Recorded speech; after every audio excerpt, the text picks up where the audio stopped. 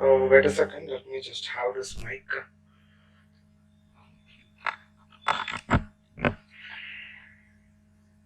Yes, it is working. Yes, it is working fine. Hello, everyone. Welcome to the day one session or a day one video on an embedded system. Today, we are going to discuss about what is embedded system. The name itself says that embedding something or some of the equipments on of a fiber. So that is called as an embedding process. So what is an embedded system? Okay, let me take a pen. Okay. So embedded system is a combination of both hardware and a software. So hardware and a software actually means that hardware means diode, capacitor, transistor, or any sorts of other ICs, hardware components. So these hardware components will be controlled by a firmware, or we are going to go for commonly it is called as in software. So firmware means we are going to dump that code into an embedded system.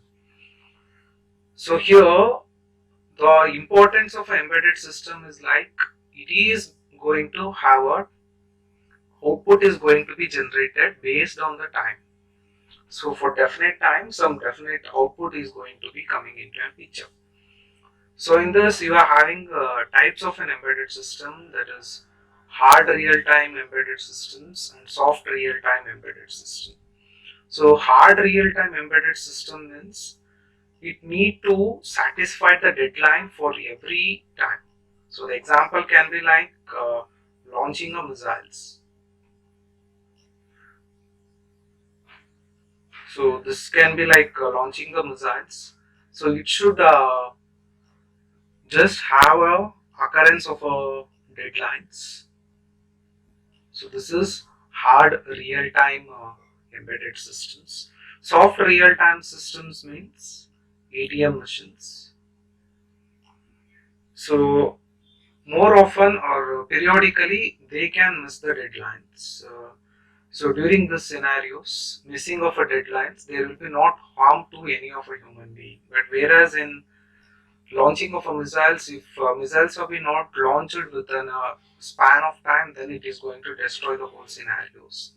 But whereas in an soft real time, it is not an issue. So output comes with an time frame, or you can just see some of our toys. So it can be a car, it can be a RFID controlled car, that is radio frequency controlled car. So what we are going to display whenever we are at a child. So the application of embedded systems like microwave or micro ovens, calculators, what we are just so these are the applications are going to be seen in our day-to-day life. Micro ovens, calculators, TV remote controller, home security applications like cameras, infrared cameras, neighborhood traffic control systems. So security purpose, and it can be in traffic control systems like what we are going to see in our day-to-day life. Surveillance cameras have been installed in many parts of cities like Davangere, Bengaluru, and all, in order to see what is the flow of cities or a flow of floating population, vehicles, or any sorts of other surveillance. So this is called as an embedded system. So the embedded system will be like it will be having some input variables. Okay, let me just see in the next slide. So the embedded system is the one which is going to give some, which is going to take input from an external world. So let me just say why was the need for microcontrollers. See, consider there is an external world here. So external world is analog in nature. So this analog in nature is going to taken as an input. We are going to make use of our ADCs to convert analog into an digital. So later ADCs, you can use any of a microcontrollers. So it can be any of a microcontrollers, it can be 8051 or it can be Atmel microcontroller, that is what Arduino is going to be used, or it can be PIC, or it can be any kinds of ARM microcontroller, any type of a microcontrollers. So if you need to sense any sorts of a decisions, we need analog to digital an input to convert analog signals to digital signals. Why? Because this microcontroller will understand only ones and zeros. So whatever the analog signal what we are obtaining, so this continuous signal will be converted into ones and zeros. So that have been done by ADCs. So after this, here microcontroller is going to perform some of a task. So let me take an example of you need to sense the temperature. If the temperature is more than 40 degrees Celsius, you need to on the fan. If this was a scenario, we need to have a analog sensor, that is temperature sensor, that will be given to a ADCs, and it will be just converted into an digital signals. So if the temperature is more than the 40, the signals, that is voltage levels, will be too much high. So for this microcontroller, this will understand that if the voltage is coming more, you need to give 1 to the fan. So fan is not directly connected to the microcontrollers. Okay, that is another part. Let me just finish this. After processing the information, you need a DAC, that is digital to analog converter. Again, why? Because this real world is analogous in nature. So but the processing is going to happen in digital format. So in order to understand or this, the analog nature will be just converted into an digital using ADCs, and the processing as is going to happen in a microcontroller, and the output is again converted into an analog. So let me just take an example of this temperature now. So now in order to connect any of our external AC devices, we need a relay. So let me tell about this relay in the later classes. So relay is like an automatic switch. So we'll be seeing the normal switches here. So this is a normal switch. Whenever we are applying on, so the power is going to be on, or if you are providing off, it is going to be off. So this is manual switches. Relay means automatic switches. The microcontroller is going to provide a voltage. So whenever the voltage is provided, it is going to generate output. So fan will be connected through a relay, and this relay will be connected to the microcontroller. So the ADCs will be continuously fetching the temperature. If it is more than 40, microcontroller will give the signal as 1. If the signal has been given as 1, so the relay is going to form a circuit. So this is fan. So fan will be connected to the AC supply,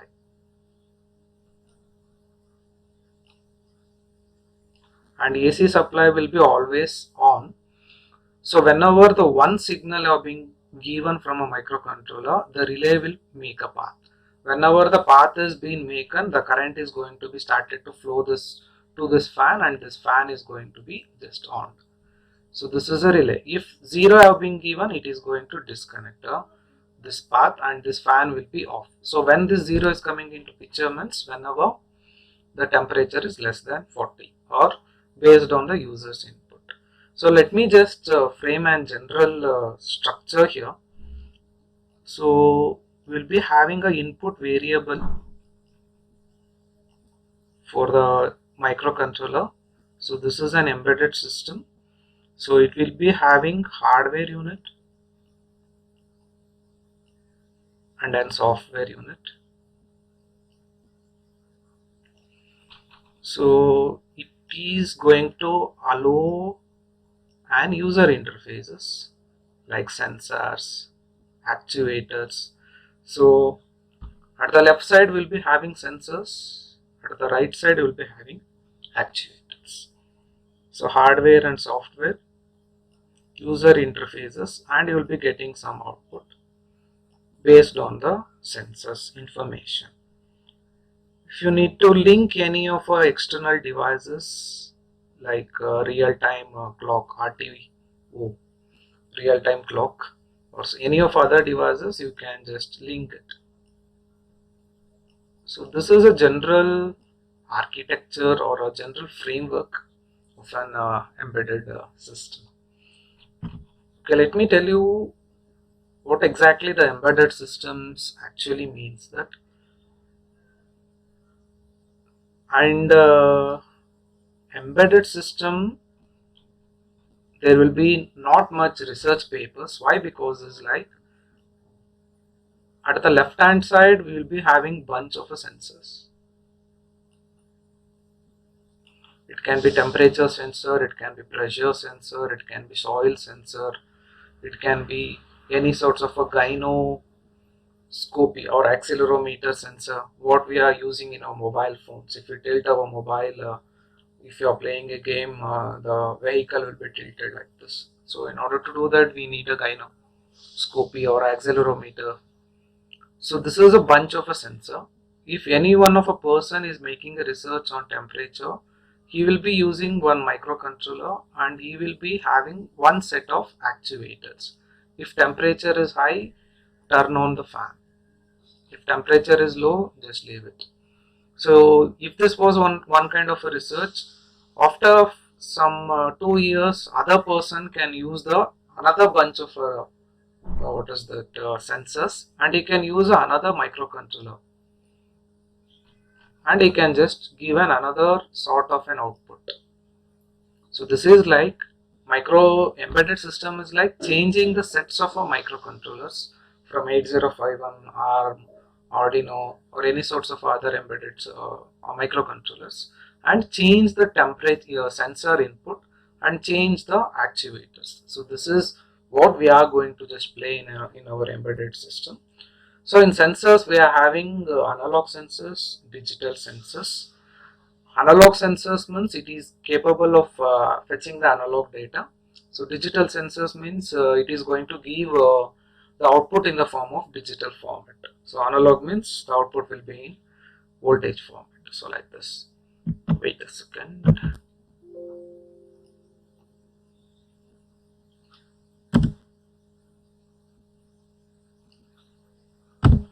So that was just a scenario or a research of a embedded system.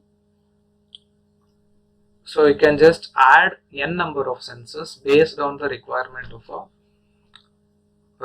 microcontroller, and you are going to have some n number of actuators based on the requirement. So this is a general talk about microcontroller, or why the research is a bit lesser in an embedded system. Okay, let me tell the inside version of an embedded system. You need all these things in order to have an embedded system. So the first and foremost thing is power supply. So usually we'll be providing a power supply in the DC format. So first one is power supply. So the next one is reset button is too much essential. In every microcontroller, the reset scenario will be different. In 8051 it may be active low, in ARM it can be active high. So like this, the reset button, and the next and foremost thing is oscillator.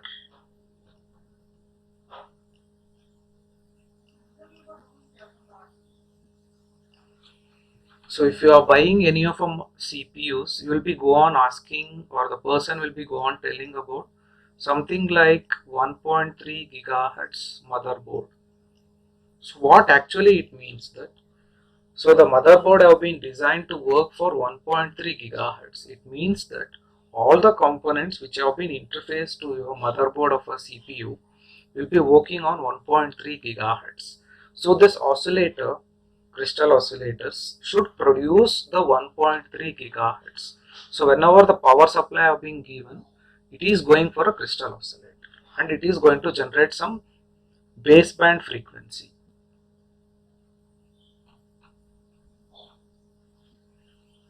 So the baseband frequency is 1.3 gigahertz. Oscillator unit in any of Arduino microcontroller or 8051 microcontroller, you will be having 12 megahertz. So they are saying that it is 12 megahertz means practically you will be getting 11.3 megahertz crystal oscillators. Wait a second. Okay, this is the oscillator I was just talking about. So this is a baseband oscillator which is going to generate a specific 11.3 megahertz or 12 megahertz. So all the components will be synchronized for this base clock frequency, that is oscillation frequency. If this oscillation is generated only if and only if, then all these devices are going to be working. So next one is input device. You need input devices for any kinds of embedded system, or it can be a driver circuits, interfacing unit, or any sorts of input devices, or you can just go for interfacing circuits. You need one processor or a controller to process the information. You need timers to code any type of timing information. It can be used in interrupts. So the next one is interrupt controller.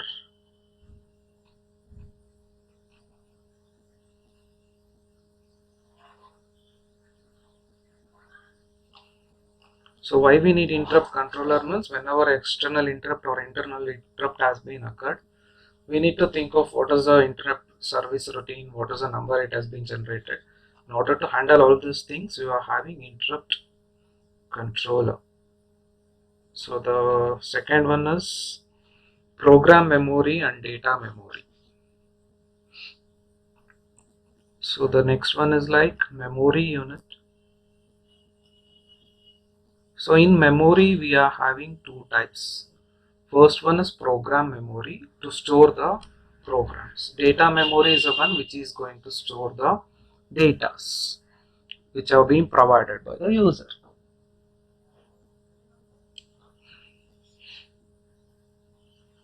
So the next one is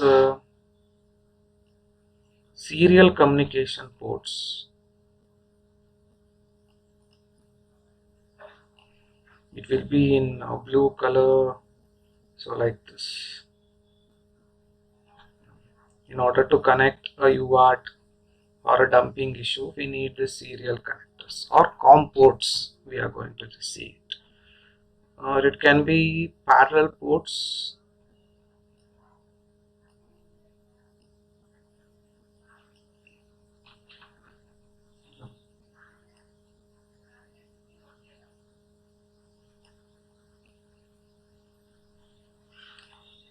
And it can be application specific circuits. So this is like so it can be application specific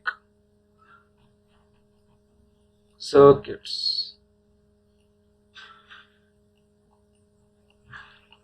So these are all the main blocks which have been available in any of our embedded system. So powering unit, reset button, oscillator to generate a minimum oscillation, input interfaces, driving unit, that is going to be coming into this picture.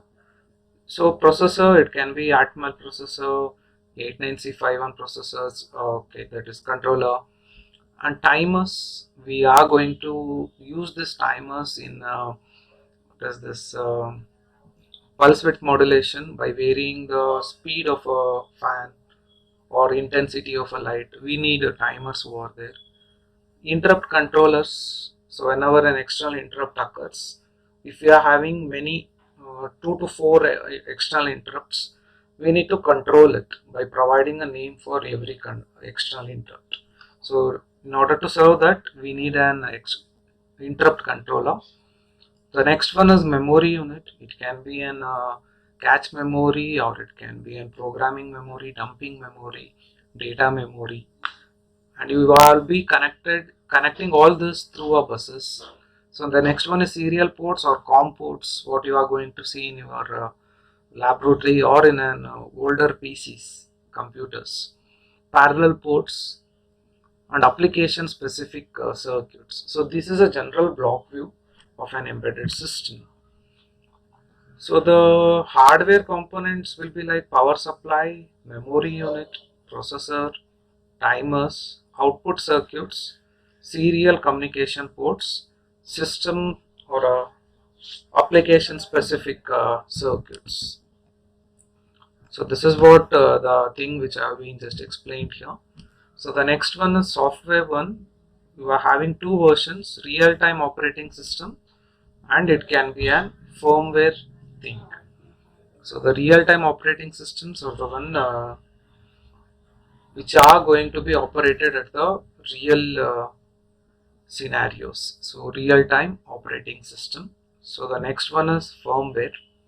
So we are going to write a software version for it, and we are going to control the hardware by using this firmwares. Okay, difference between emulators and simulators. This is a debugging part issues, and it is a very much interesting one too. So let me take simulator at a left side and emulators at a right side. So what is simulation means? So the first one, if you are generating a sine wave using a program,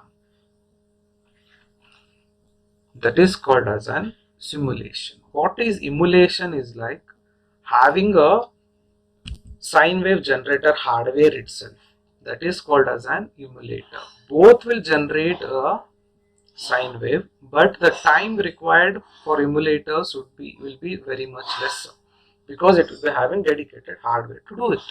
In software, we will be using some of an formulas and all in order to generate a sine wave.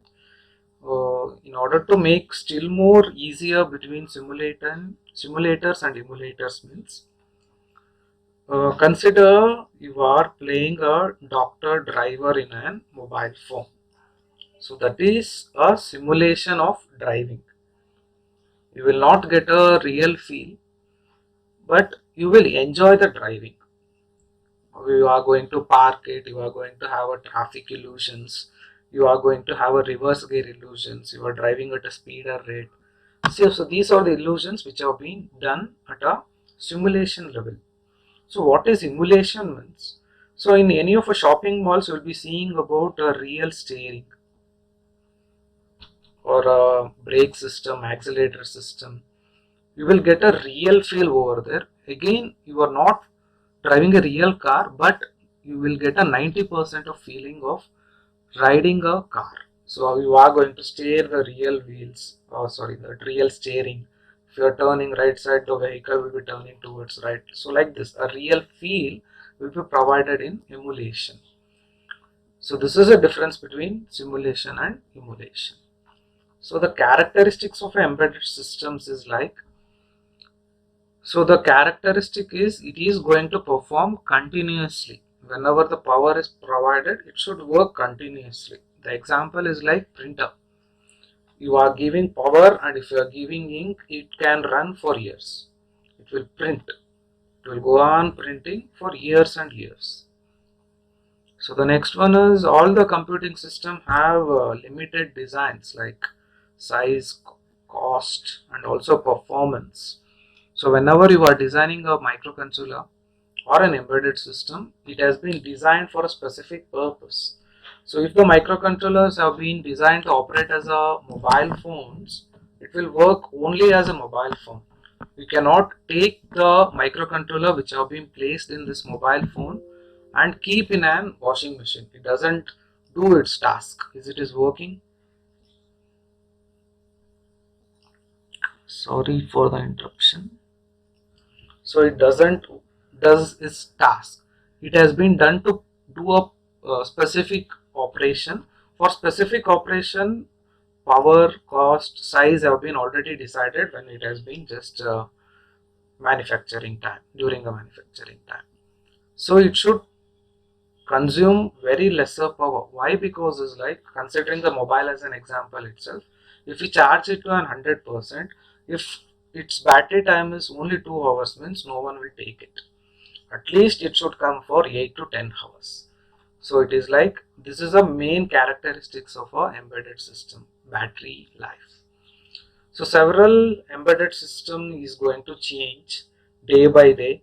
So in an earlier versions of a cars mechanical systems, the electronics were only 20% and 80% of a car have been just merged with an mechanical goods or a mechanical strength or mechanisms, mechanical procedures, principles and all. So now 80% of an automobile industries have been just covered with electronics, ECUs, electrical control units. Like CPUs, you will be having ECUs in cars. So if it is an embedded system, it should be controlled via microcontroller, preferably in microcontroller. In some of the cases, it will be in microprocessor. So it will be always having some memory. It must be needed to connect to the peripherals. So these are some kinds of characteristics which have been provided for embedded system. Okay, this is another important concept called CISC and RISC. So CISC, complex instruction, RISC, reduced instruction set. So CISC, complex instruction set, the Intel, they are still in the CISC. Our RISC is like our microcontroller, it is an RISC architecture. So it will be having reduced instruction set. If it is having reduced instruction set, what actually means that more preferably using instruction set have been taken, which are not used, that will be deleted. And that architecture is called as a RISC. Which you are using more and more, that will be retained. So that is called as a smaller set of instruction.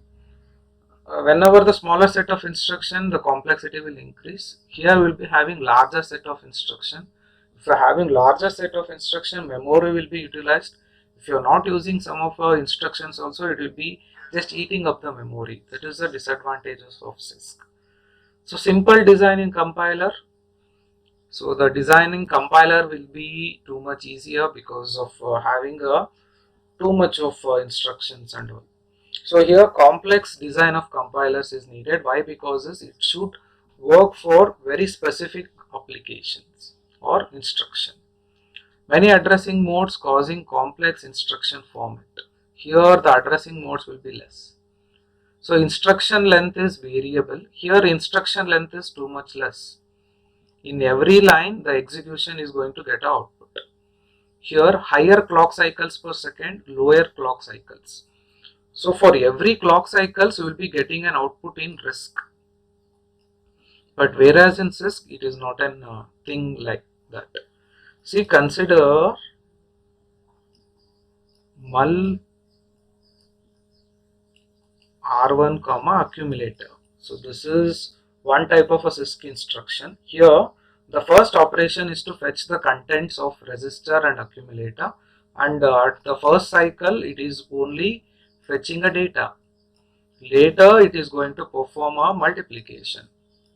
But whereas in RISC architecture, it is being divided into 3 stages here. This simple instruction have been divided. First, it will be loading LDR. Later, it will be performing multiplication. So for every cycles, you will be performing some tasks. There will be no waiting issues and all. Here, you need to wait for 3 cycles. Here, for every cycle, you will be getting output. So that is a main advantage in RISC. You will get a faster results as compared to CISC. So control unit implements large instruction set. So here executed by a hardware. See, consider if you are going to perform an addition, you will be not available with a dedicated hardware. So whereas in RISC you will be having a dedicated hardware to perform an addition, that is OR gates. Dedicated OR gates will be there. But here we will be having software version. So the time will be more much consuming. Slower execution as instruction need to be decoded. So that is what execution will become slow, because in order to execute this it needs 3 cycles. So that's it. Pipelining is not possible. Here pipelining is possible, as because this for every single clock cycle output you can expect the output. So let me just come for an compiler.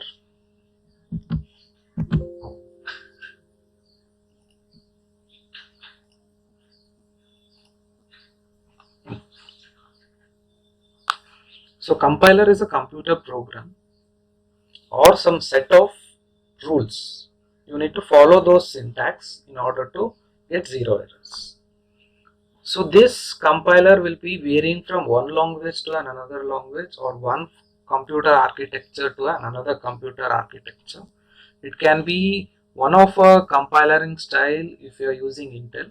If you are using any of our other motherboard, the compiler will vary. They are going to write a drivers for that respective motherboards. So whenever you are formatting the things, you will be formatting the system, you will be installing the drivers based on the motherboard. So that is what the thing is. So this is a compiler. So let me take a pen. Okay. So the compiler is the one which is going to convert your high level languages into assembly or machine level languages. So if I am writing ADD, so this is a high level language, it will be converted into machine level languages. So this code is going to tell the compiler that you need to perform addition. It doesn't understand the words and all. It will just understand the numbers. So the compiler task is to convert this high level language to machine level language. So that is called as a compiler. So cross compiler. So if you have been written your program in a CPU where Intel is running, and if you need to run in an AMD processor, you need a cross compilers. Cross means if you have been written in one language, you need to compile in another architecture. So that is called as a cross compilers. The very good example is like if you are writing a program in Android, it should work for both Microsoft based phones, iOS based phones, like this. So during these scenarios we need cross compilers. So the cross compilers are the one which is going to be compiling based on their own architectures. So the program will be written in several other languages. So that is called as a cross compilers, like this. Okay, let me just take one of a circuit to explain for the today's session. Why I am taking power supply is like, so this is a basic unit for doing any kinds of embedded systems. So it is like whenever you are going to do any kinds of projects on embedded system, you need a power supply, that is DC supply. So the funda is too much simple here. You are having a step down transformer. Why? Because this you need to plug into our home supply. Home supply is 230 volts AC. You need to convert that AC signal to DC. First thing is you will be stepping down that voltages to from 230 to 9 volts using a transformer, using 909 center tapped or normal transformers, and you need 2 or 4 diodes to convert what is this AC to DC. Here transformer is not going to convert AC to DC, it will just step down, step up or maintain a unity. After converting AC to DC, you will be using some regulator IC to get some form of an regulations like 5 volts, 10 volts, 12 volts based on the requirement, and you are using some capacitor to remove the AC content after having rectifications also. There will be some 2 to 3% of AC content that will be removed if you are adding capacitor. Okay, the first one is transformers. So the transformers, so this is a thing. So here this is a primary winding, so this is a secondary winding. If the primary winding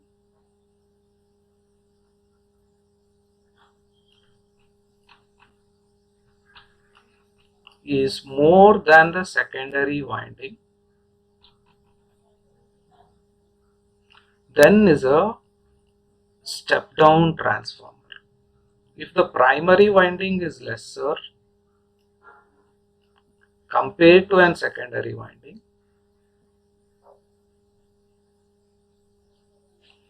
then it is a step up transformer.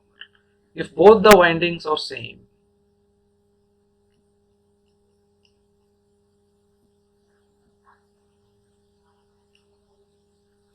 then it is a unity transformer. So step up means if you are giving 230 volts, you can raise the volts to 400.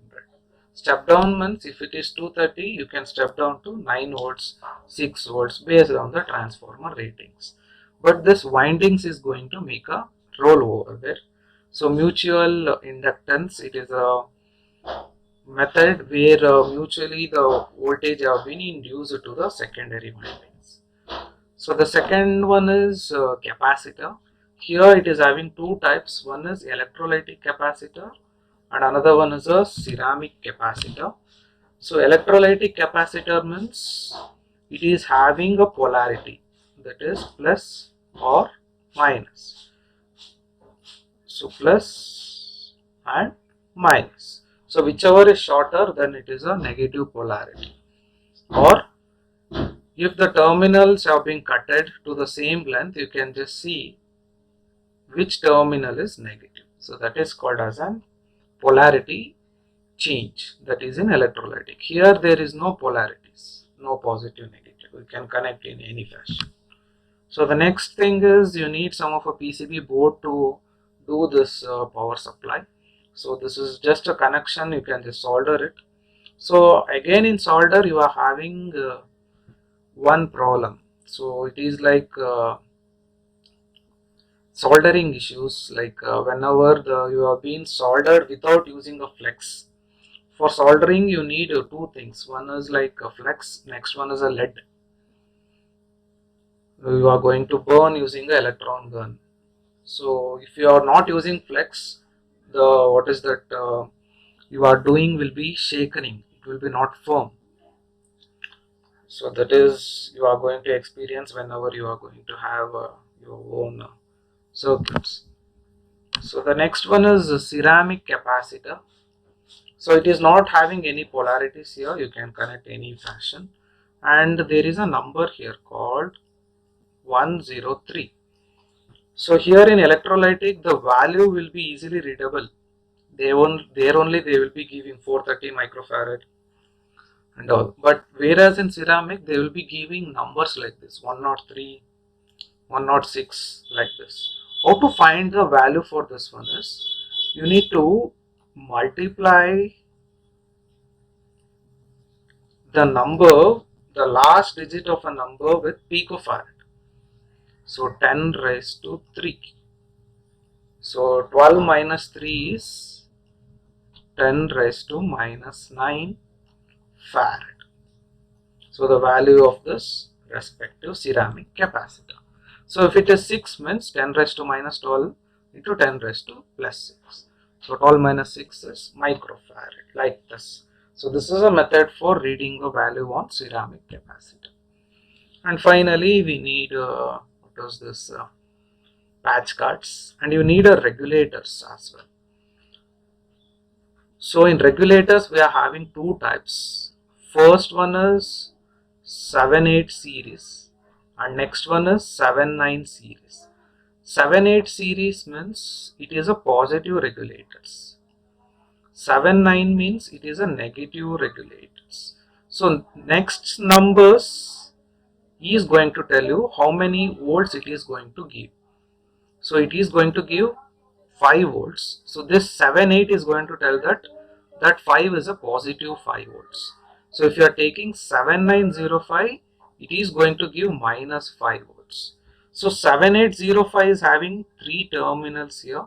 First terminal, second and last terminal.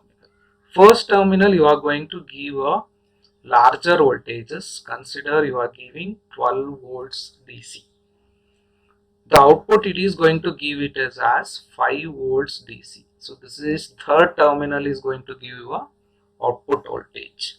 So the middle one is a ground terminal. So you are getting 12 volts as an input and you are going to have 5 volts as an output. So the extra voltages, another 5 plus 2, 7 voltages is going to the ground using this terminal. So this is the funda of regulators. One thing you need to remember, 7-8 means positive regulator, 7-9 means negative regulator.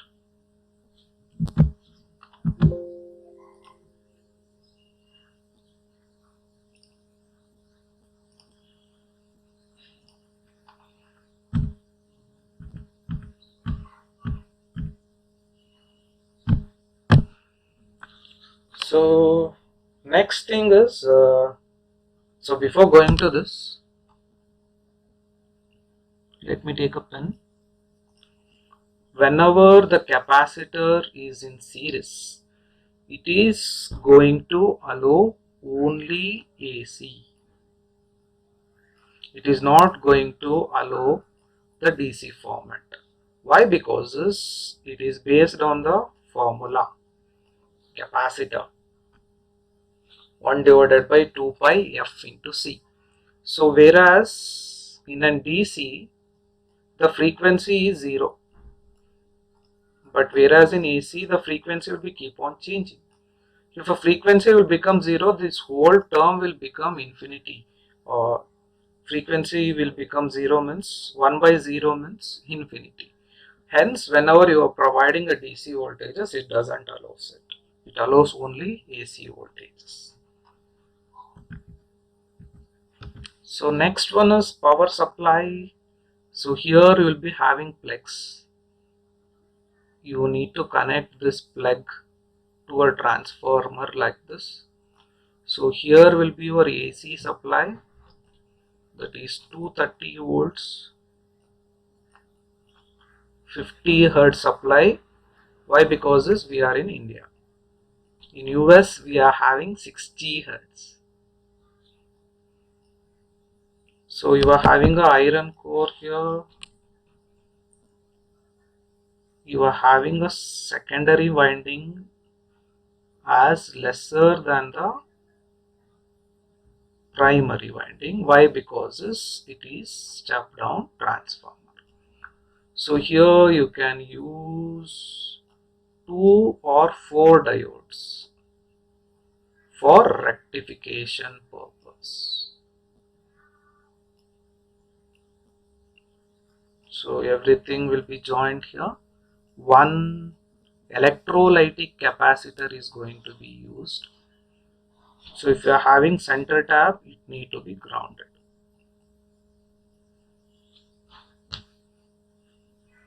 You need to use some of electrolytic capacitor of 470 microfarad.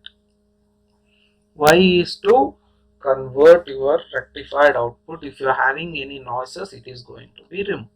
So after this you are going to connect. Consider you are generating, you are using 12-0-12 center tap transformer. So 230 will be converted into 12-0-12. 12 volts AC will be coming here. So after converting into an DC by a diode, you will be having 12 volts rectified DC or pulsating DC. It will be some content will be present, AC content. So it will be not in a pure DC format. It will be like this. So after converting into a capacitor, noises will be removed. It will be converted into pure DC format. So now you will be connecting the 7805 regulator. So the input will be 12 volts pure DC. The middle terminal will be connected to ground, and here is a terminal which have been left over, which is going to provide you the 5 volts for your respective circuit. Arduino will take 3 volts. So in order to reduce the voltages, you can use resistors over there to reduce the 5 volts to 3.3. Again, how to do it? V is equal to IR. You will be knowing the voltages, you will be knowing the current readings also. You need to decide the resistance value. Resistance value will be this 5 divided by current voltages. So like this, you can decide a resistor to give a power supply for an Arduino. So what is IoT? Is like Internet of Things. So let me just make a difference between normal devices and IoT enabled devices. See, consider if you are taking a picture in your mobile, and this picture, if it has been available only with your mobile and your friend cannot see it, then it is called as a normal devices. So what does Internet of Things actually means? That so you are uploading this information to cloud. Let me take that cloud as an FB. So whenever you are uploading any of your pictures to an FB, your friends can comment on it, see on it, can download it, and it is accessible globally. So that is called as an IoT. If a things which are being connected to an internet, it can be accessed and controlled or modified. So that is called as an Internet of Things. So this is a big difference between normal devices and Internet of Things. So the current scenario is like smart cities. What we are going to just see is like every node, like traffic controlling, gates, or it can be pollution, it can be road signals, everything need to be connected to the internet, and it need to be accessed globally. So that is called as an Internet of Things. Okay, then let me just summarize the talk. We have been started with what is embedded system. So combination of both hardware and software which have been merged on a single paper, that is called as an embedded system.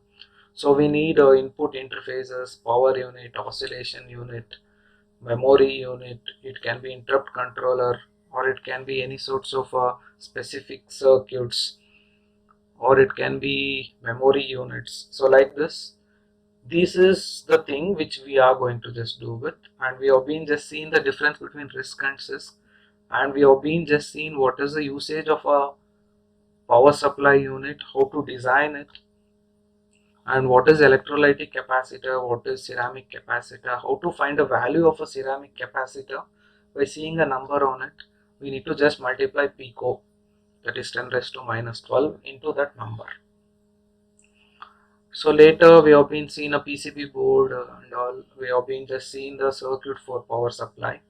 By using this circuit, we can design any number of hobby projects. So next, lastly but not least, we have been seeing what is IoT with a real-time example. So that's it for this video, guys. I hope this video is informative for you. We shall just meet in the next video sessions. Thank you.